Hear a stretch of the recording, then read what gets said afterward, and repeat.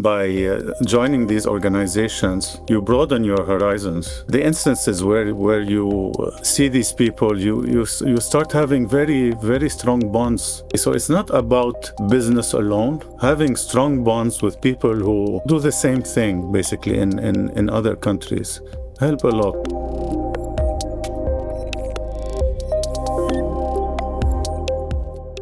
After the Beirut port explosion, Chaker and his family faced a choice: leave or rebuild. They stayed. In this episode, he explains how that decision shaped his outlook on resilience, leadership, and legacy. We cover what it takes to modernize a family business, how to balance tradition with innovation, and what survival looks like during economic collapse. Chaker also shares practical insights from the paint industry and how collaboration opened new markets across the world. Stay tuned to hear how one decision set the course for everything that followed.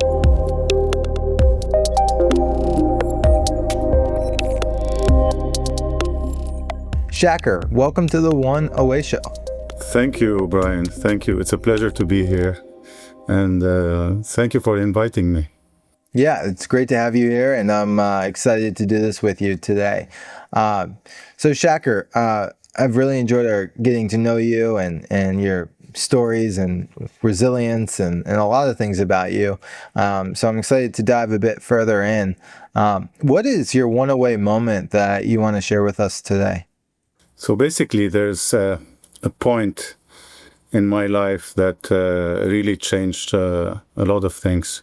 I'm Lebanese. I was born in Lebanon. We've had wars, we've had crises. And at that point in 2020, we had the third non-nuclear explosion, the third largest non-nuclear explosion in the world at the port of Beirut. And we live close by. That explosion destroyed half of Beirut. At home, we had a lot of damages. We didn't have windows. Everything was blown away. In the bathroom of my son, who was 4 at that time, and my daughter was 2. The whole everything collapsed. It's good that they weren't having their bath at that point. So it was really very scary, and we had to live in the apartment. We didn't want to leave the apartment, so we lived in the apartment for 1 month without windows. We used to close the shutters at night. It was summertime, so and it was very tough on us, on me, my wife, my mother, and my sisters, and they all wanted to leave the country, while I didn't want to. But still, I did some research. I called my friends who were in Nice, because I had studied there during the Civil War. I went to school there, and even contacted the school to see if we could put the children there. And then I told my wife, look, I don't want to leave the country except if there is a war. So we didn't leave the country, we stayed here. And anyway, 4 years after that, we had a war, but we still stayed here. And I think that if we had left the country, things would have been much, much different. And I'm glad that we stayed here, despite all the problems that we have. Well, if you don't, I mean, first off, I think it's, honorable and noble that you stayed. It sounds very scary in some regards as well. A month together without opening the shutters also sounds kind of bleak and, harrowing in some regards. In fact, the windows were open. We didn't have windows. We used to close the shutters at night. So it was, like a cabriolet car with the rooftop on. It's sad, but it's also funny. Yeah. What, to your point though, what when a lot of people maybe would have left or decided that, hey, like we should run and flee and maybe protect, the family, etc. What kept you there? Like, what kept you staying in one place? We're very patriotic. This is one reason, and my parents taught us to be patriotic. We love Lebanon, and even during the civil war, we traveled and we came back. Um, so several instances. So this is one thing. The other thing is that our business is here. Our headquarters are here. We have a factory in Lebanon, and so it's not easy to leave. So if we were to leave, I would have to come very frequently to Lebanon if we were to live in Nice. So these are two things that I would guess that really affected my decision.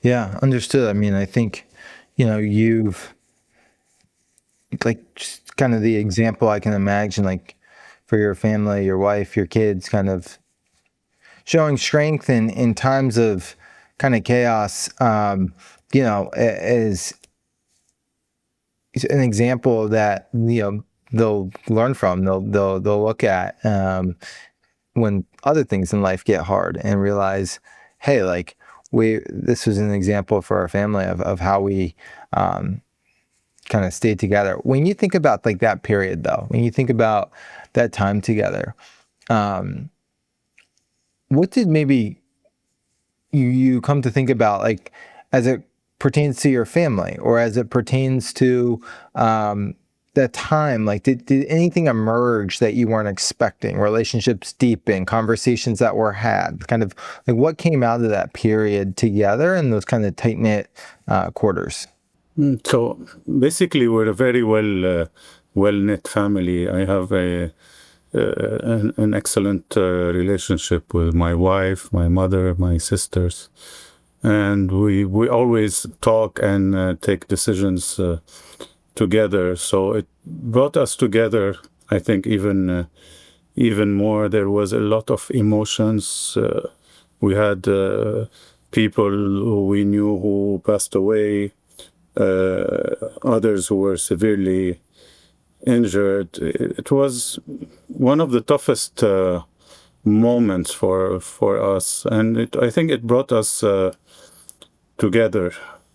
And I don't know if we became stronger or not, but it definitely gives you, probably power when you're in a difficult situation and you overcome it.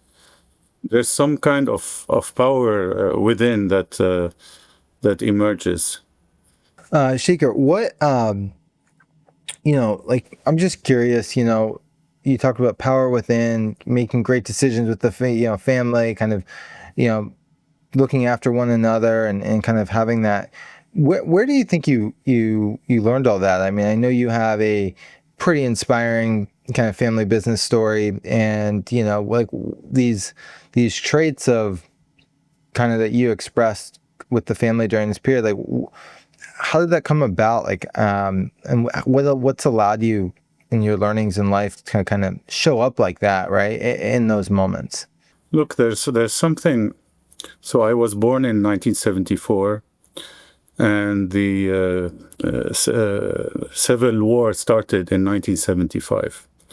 So we had to flee the country in 1976. I was 2 years old. We went to Austria.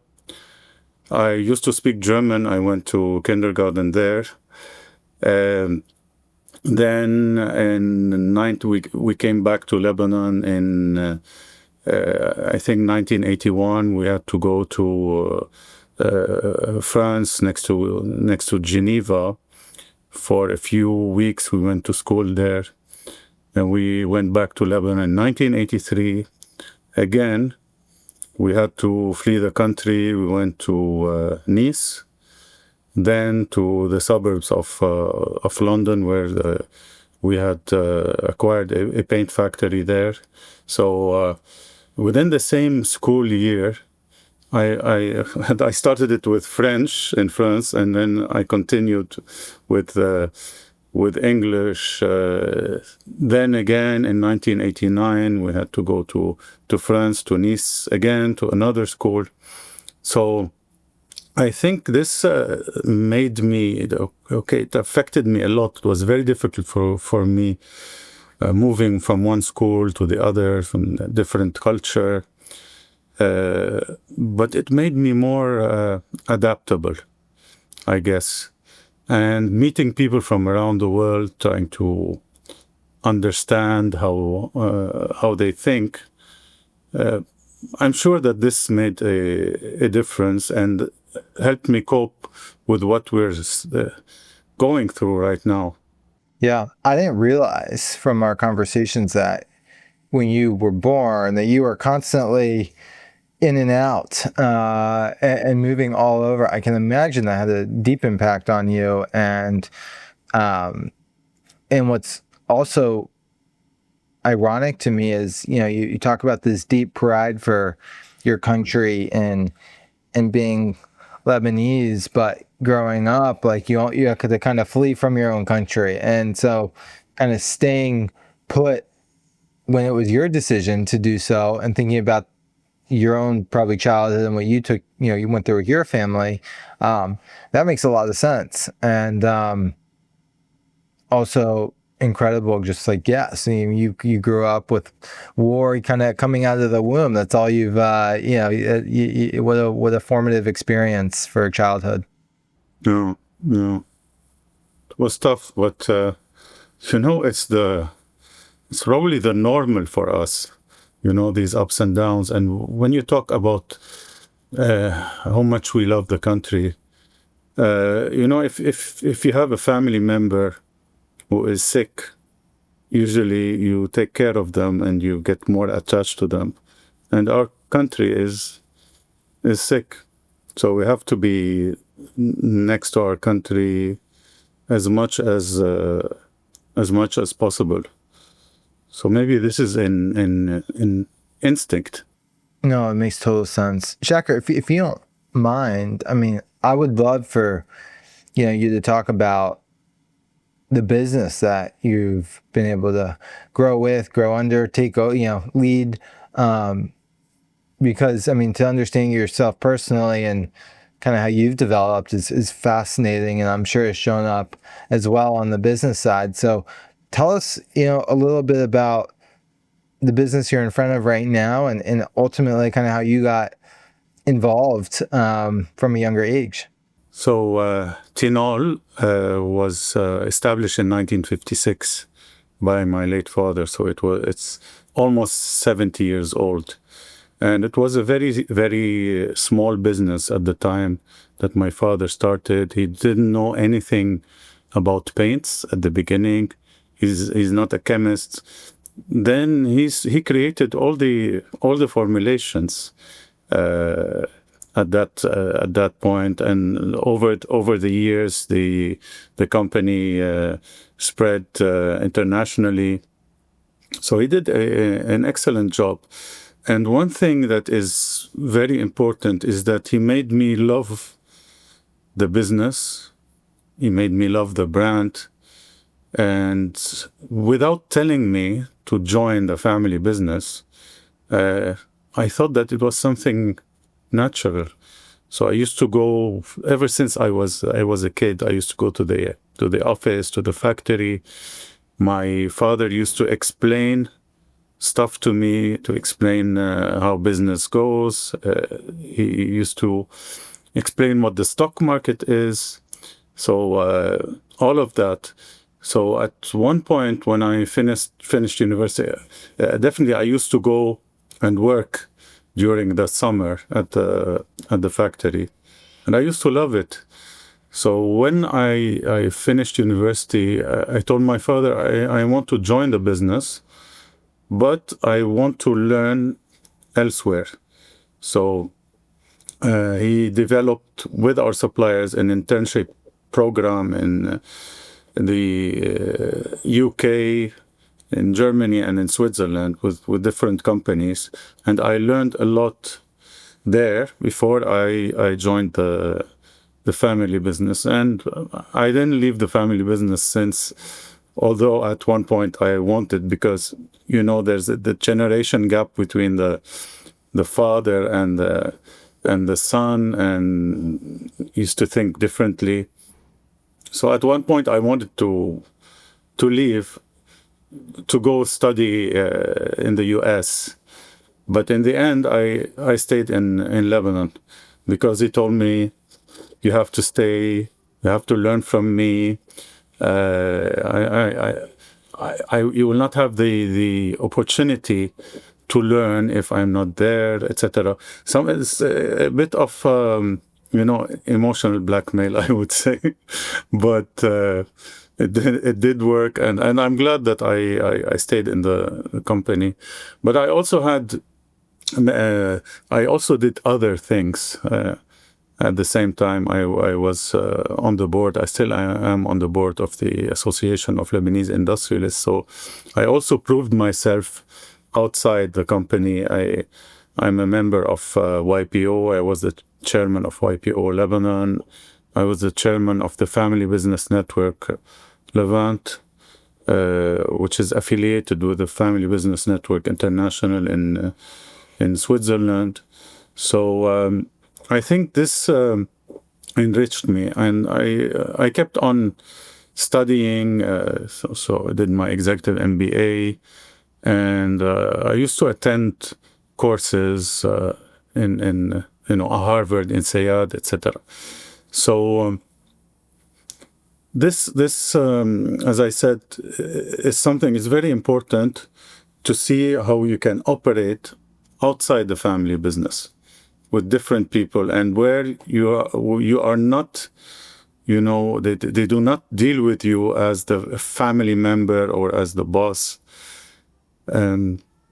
So basically, this is it. As you were talking about your dad, and you said emotional blackmail, but you were able to learn a lot of lessons under him, and staying in the family business ultimately connected to you running the family business network. But if you were to say, hey, here are the most important lessons my father taught me, that might be, we could probably talk about that for hours probably. But if you had to speak to that in this conversation, is looking back at what he taught you, what would you say? I would say he was very persistent, and he loved to learn about things, and he was, he used to go into detail in everything. So I'm a bit like that, and there's something that if he was in a meeting and he wanted to get questions answered or to get the information, he would not stop and keep on asking the question in different ways in order to get, and I am exactly like him. So this is persistence. He expanded. He came up with new ideas. He loves research and development. I also love research and development. Sometimes I go into the details. Not always, but when I need to, I can be more knowledgeable than other people. So I choose where to, because you cannot know everything. So I choose what I need to know about, and basically there's other things. I'm also different from him, but. These are the main things that I learned from him, without him telling me do this and do that, just by observing. So what I'm hearing you say is he was super detail oriented, and he knew kind of how to persist on the details he wanted. But you've realized, hey, I can't do that. I can't be everywhere at once, but I am still detail oriented to a degree. Is that fair? Yeah, definitely. Got it. How would you say you're different though? Like what are you would you say the traits are that you have developed that are different from him, and how you've taken the business as you've kind of stepped in front of it from a leadership perspective? He was an introvert. He didn't like to see people much. He didn't face people or employees. For me, it's not too difficult to say no in a very nice and diplomatic way. So this is one thing. Another thing is that he was secretive.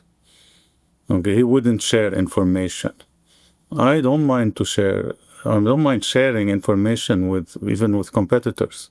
Okay, but you choose what you want to share. And when you do that, I think it's a win-win thing. They will not share what they don't want to share either. So this is one thing. And we're members of three international paint organizations. All three of them are based in the US. One of them is all about collaborative research and development. And we co-own a lab in Ohio in the US. So basically, when it's collaborative, that means you need to talk to other members. You need to have the lab. Okay, you sign NDAs and everything, but when you want the lab to help you, you have to give the lab information. You have to give the lab your formulation. And he wasn't like that. I don't know what he would say if he was here right now. See what I'm doing. But definitely we learned a lot. We developed ourselves.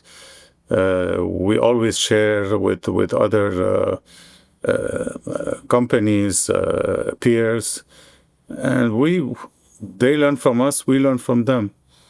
And this is how you can grow. And I think that that I joined YPO 19 years ago, and YPO helped me a lot with this point. And I'm also an introvert, but not as much as him.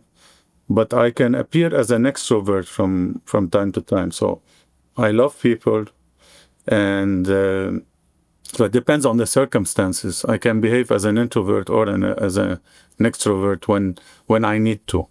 And when you talk about, so it seems like you're saying he was secretive, he didn't share information, he was in every single detail. That sounds like that's important to you, and that's carried over in some ways. Sounds like you're a more collaborative leader, and you're willing to bring other partners alongside you, even if competitive.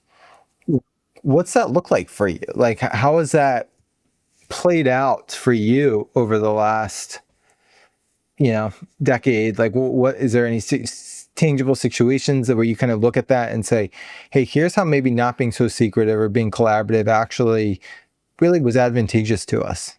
Definitely, by joining these organizations, you broaden your horizons, and through all of these the instances where you see these people, you start having very, very strong bonds. Okay, so it's not about business alone. Having strong bonds with people who do the same thing, basically, in other countries, help a lot. So this has helped us to have a partnership in the US. This has helped us in collaborating with a company in Greece. This has helped us start in Cyprus. There are people who really helped me when we were about to acquire a factory there, a paint company in Cyprus. Then it didn't work out, and it's good that it didn't work out because of the person who owned the factory. It's good we didn't work with him.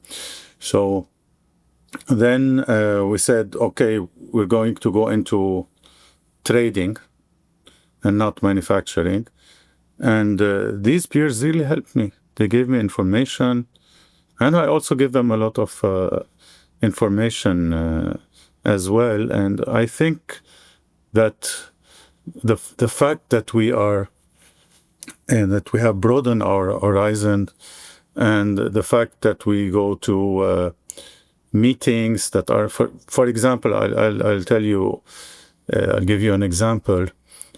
There's the European Coatings Manufacturers Association. We are from Lebanon. We're from the Middle East. So I attend these meetings. I go there, and then they look at me and they see the flag and they say, "Where are you from?" So this put us on the map. So I was interviewed in the European Coatings Journal as the sole non-European paint manufacturer several times. And they also talked about our expansion in Europe through Cyprus. And this is, just by showing up, a lot of things happen. I mean, one, I think it's amazing that you've been able to expand beyond Middle Eastern relationships, and it sounds like into Europe, abroad, to grow and collaborate, whether you're acquiring businesses, whether you're expansion, partnering with other companies, kind of having hey, like, we have an ally mindset and we don't need to do it all ourselves has paid off. If you're a founder looking to grow without raising capital or giving up control, Relent is built for you. Founded by entrepreneurs who've scaled without outside funding, Relent helps companies find and retain talent, lower operational costs, and reinvest in growth. We've hired nearly 10 team members through Relent and streamlined our entire cost structure, freeing up capital to put toward what matters most. Even small teams can set up offshore operations quickly, compliantly, and without heavy infrastructure. With deep expertise in the India-US corridor, Relent combines cultural fluency with operational rigor and guides everything from team design to long-term scaling. Grow on your terms and start with Relent. To learn more, visit relent.team/arcbound. So what I'm curious about is the paint industry, the coatings industry. I mean, for someone who's never spent a day in that business, like, what is the business? How does it work? What are things that the novice should know that they never ask? You have years, of experience, decades. But what should someone like myself know, or someone interested in business know about your world that they never understand or know to ask? So paints are everywhere. Look around you. Look at the ceiling, at the walls. So you can coat almost everything. And this is for aesthetics. This is for corrosion protection. It has different functions. And this is an industry that I think will never die. Even, things are changing. You have AI. You can benefit from AI, and we are benefiting from AI. But I doubt that this will be a dying industry someday. Technology is going to, improve and all of that. So basically, as an individual, you can be a user if you're a DIY customer. So I don't know if you paint your own home or not. But if you don't do that, you choose the colors at least, right? And you choose the product, whether you want a ceiling paint, a wood paint, a garage paint, etc. So you will need to use that. And it's a wonderful, if you want to go into this, it's a wonderful world that is really fascinating. It's not about colors only, although colors can affect your mood and can make your life more joyful or more sad, depending on what you use. But there's different. I don't know if I want to go into the details, into the technical details, but there is a paint for every single function needed. So let's say you're painting your garage floor. There's the aesthetics. You want it to look nice. Also, you don't want dust. You don't want if there's any oil on the floor, you don't want it to penetrate the concrete, and then it's going to be very difficult to remove because the surface is absorbent.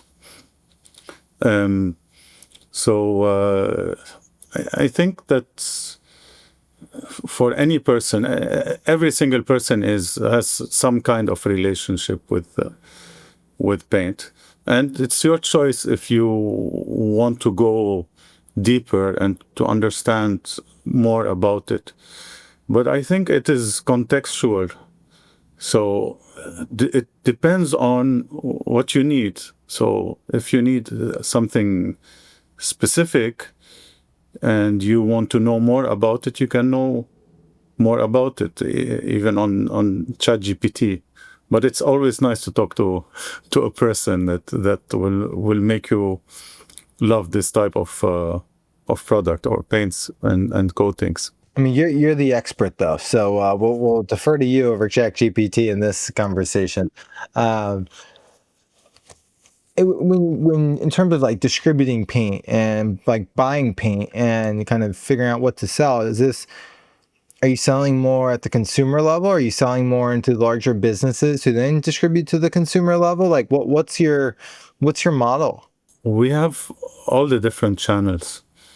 We have our own retail shops. We have distributors who have their own retail shops. We sell directly to large projects, whether large or small. Whoever wants to buy paint is welcome.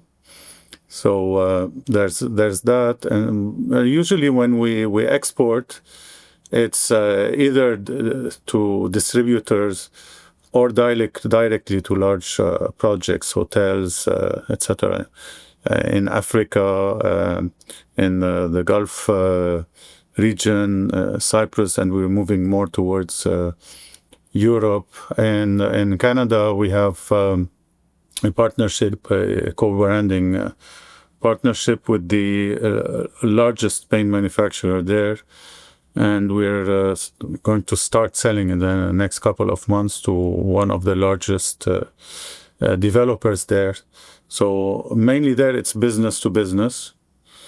I'm currently working on trying to replicate this model in the US. So we're already in touch with a potential customer there, and so I think when you're far, it makes more sense to have a partner. We were thinking of acquiring a paint business in the US. That was a few years ago, but then we changed our minds because it's very difficult to manage something. We're very far physically, geographically. We're quite far. So you have a mix of different channels, different types of customers, individuals, companies, distributors.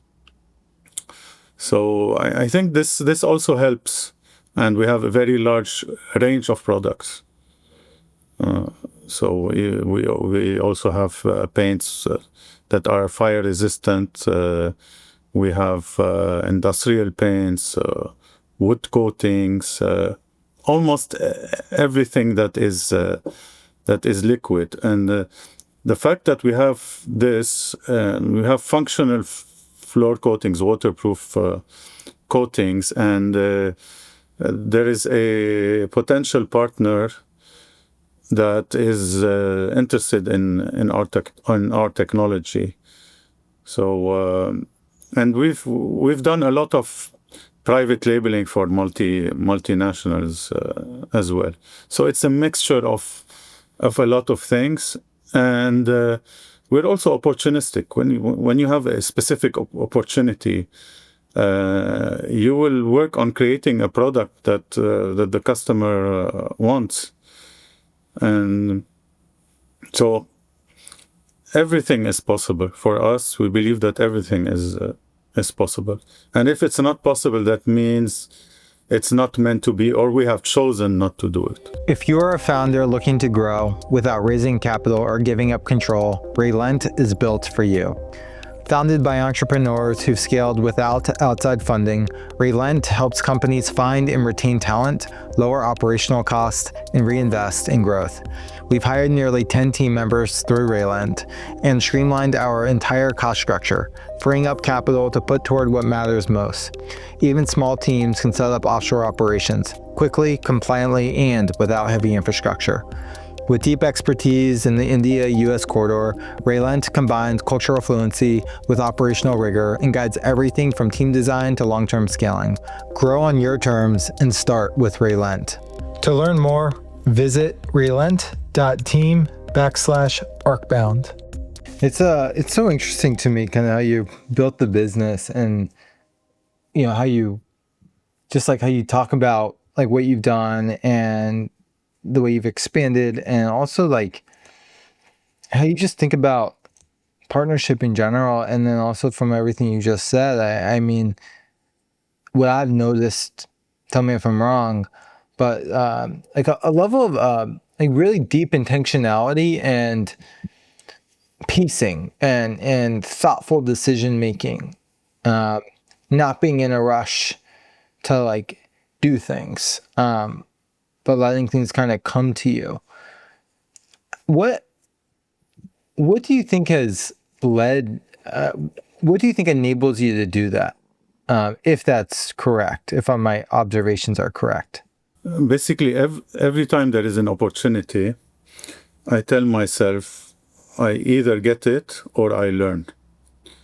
So what we're doing now is basically things that we have used things that we learned over the years, and we don't stop going. I don't give up.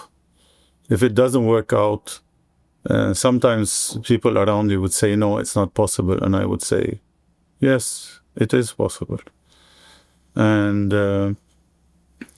I think that the fact that at one point, we had the banking crisis, a very, very severe crisis in Lebanon, where all the money that we had in the bank was frozen, and it's still frozen. That was in 2019. Okay, so there you have capital controls. You cannot use the money. So we had to reset everything. So then these are... it's a bit complicated, but that the US dollars that we had, because Lebanon is dollarized, so the US dollars that we had in the bank became known as dollars, Lebanese dollars. So you cannot retrieve them in cash, you cannot transfer them outside the country. So they're worth around 15% of, so if you have $100, it's worth $15. So we had to reset and use fresh dollars. Fresh dollars, they call them fresh dollars. These are real dollars. These are dollars that you can transfer outside. These are dollars that you can pay in cash. So if you can withstand and keep on going after our sales, for example, in Lebanon, our sales were down at the beginning by 70%. If you can stay alive after having a drop in sales of 70%, that means you can do anything. I mean, what a story. I mean, to persevere, survive, persist, and stay rational and calm, even though maybe inside it just felt like chaos every single day, moving through that period. That's special. Chaker, you have kids. How old are they? Now they are 9 and almost 7. what are, I mean, as you raise them as a, sounds like family is such an important aspect to your life. But as you raise your family, like, how are you thinking about your kids, and do you want them to be involved in the business? Do you want them to kind of set their wings and fly? Like, how do you look at their futures? I want them to be happy. I want them to choose what they want. If they are in the business, that would be very good, but they have to fit in the business. So we're working on family charter and choosing the right people, whether they're family members or not. And I think, and there is a study that says that a carefully chosen family member CEO performs better than a non-family CEO. And but is there someone currently? They're still young. Even the children of my sisters and my cousins. Do you know right now if they are fit or not? I don't know. My son wants to work at the NASA, so if it happens, okay, it's too soon to know what he wants. But if at one point, let's say he wants to start his own company, very good. If he wants to do something else, I will not force them into going into the family business.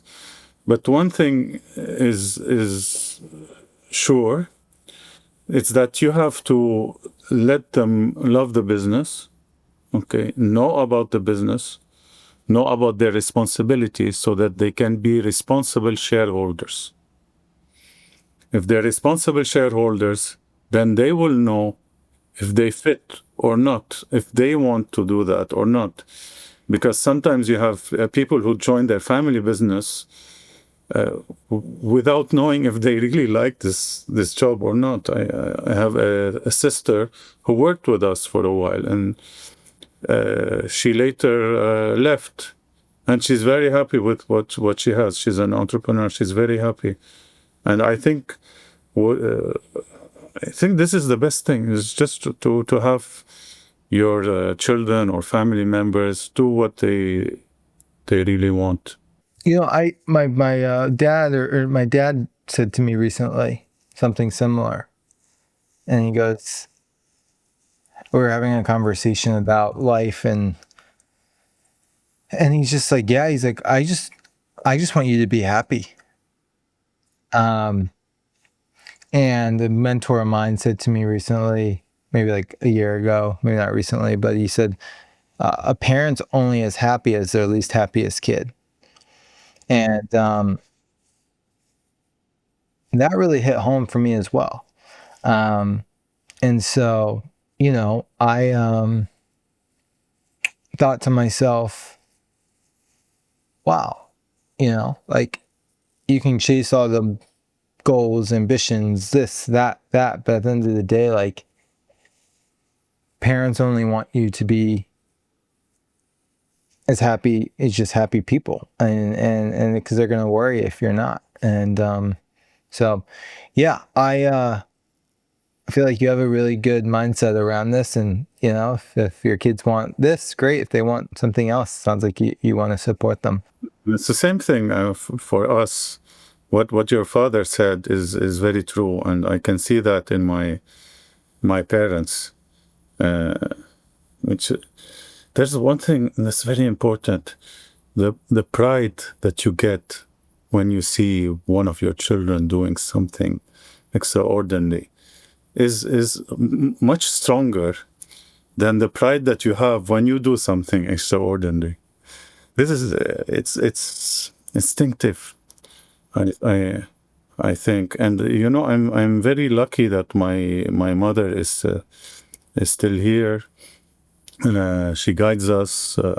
She also works in the family business, and her presence is very important. And I think that she's proud of her children. And the fact that she works in the business is also very good, because she can see things. She has insights related to the business, not just general insights. And also the fact that my wife is an entrepreneur also enriches all of us. It enriches me, and it enriches the children, who will see that if you want to succeed, you will have to work very hard. Without telling them that, they can see it. You just watch it. Yeah, that's awesome. What's your wife do? She has a startup. Basically, she worked for the UN for many years, and then she decided to leave, and now she has a startup in fashion aftercare. So she repairs everything related to fashion items, and she works. It's an online business, and it's growing very fast. So one-stop shop. You have any item that you want to repair, she would go get it, check it, send it to an artisan, then check it again, do the quality control, and send it back to the customer. And she has definitely, she covers the Lebanese market. I know she started in Cyprus as well, and she has a few customers in Dubai, France, Greece. Those who send their products to Lebanon to be repaired. Seems like a very ambitious partner, and also someone who learned a lot and now doing important work in the world. She amazes me. Yeah, she amazes me. I am very happy with what she has achieved. That's awesome. I'm sure she loves having your support and steady leadership along the way. Chaker, this has been a beautiful conversation. Is there anything that I've left out or missed that you want to bring us home by saying? Basically, I wanted to thank you, and I told you that this is my first podcast. I've been on TV, and I've done a lot of things, interviews in newspapers, magazines, all that. This is my first experience in podcasts. And what I like the way you ask questions as well. You make me think even deeper, and I really enjoyed this the podcast and everything related to it, the whole experience. So I wanted to thank you for that. Thank you. Even my 50-second bathroom break you were okay with. That makes me feel happy. Are you going to put this on on Spotify? Well, maybe. I mean, why not? You know, I mean, it could be worse. Chaker, where can people find you on LinkedIn or reach out if they found this impactful? Basically, the easiest is LinkedIn. There are articles, in European Coatings Journal, and in L'Orient Le Jour, in French, English, Arabic. You can find them on Google. So I also have other platforms, but they are personal, basically. So it's mainly LinkedIn and media, etc. Well, Chaker, I really appreciate the time, the opportunity, this super meaningful conversation, and I look forward to seeing how things evolve for you in the future. Thanks, Brian. And we'll keep in touch for sure.